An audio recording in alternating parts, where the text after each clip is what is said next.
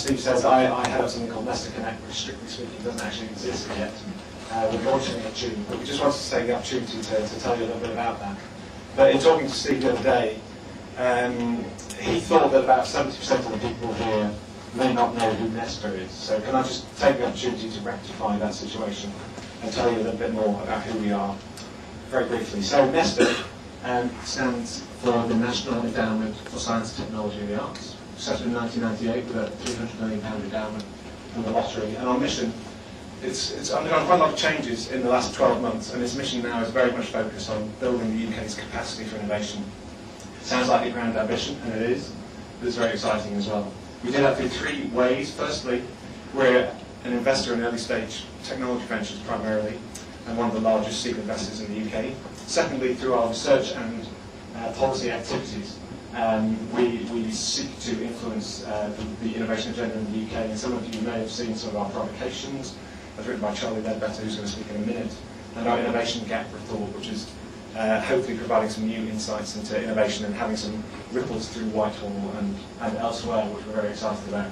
And thirdly, we run a series of programmes which try and tackle the human dimension of innovation, so attitude to risk, attitude to entrepreneurship, and also to collaboration, which leads me quite nicely to NESTA Connect, which is all around supporting new, unexpected, or extreme collaboration that disrupt boundaries, be they disciplinary boundaries, organisational boundaries, or geographic boundaries. So we're really in a position, and I think the way we're set up gives us the opportunity to really take calculated risks where perhaps others can't or won't go, and explore some of the social drivers and barriers to innovation in a number of different ways.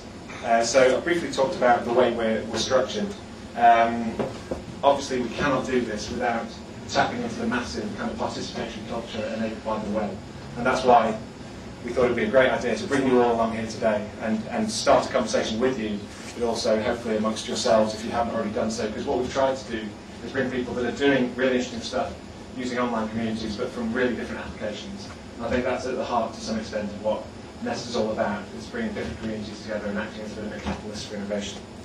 So any of you that have been checking out the event site, I've been posting some blog, some posts around the theme of building trust in online communities and how you can span the very local and the global, and what impact that's having on our cities and our regions. But in summary, all I want to say is today I hope will be about people and how people engage, in this case online.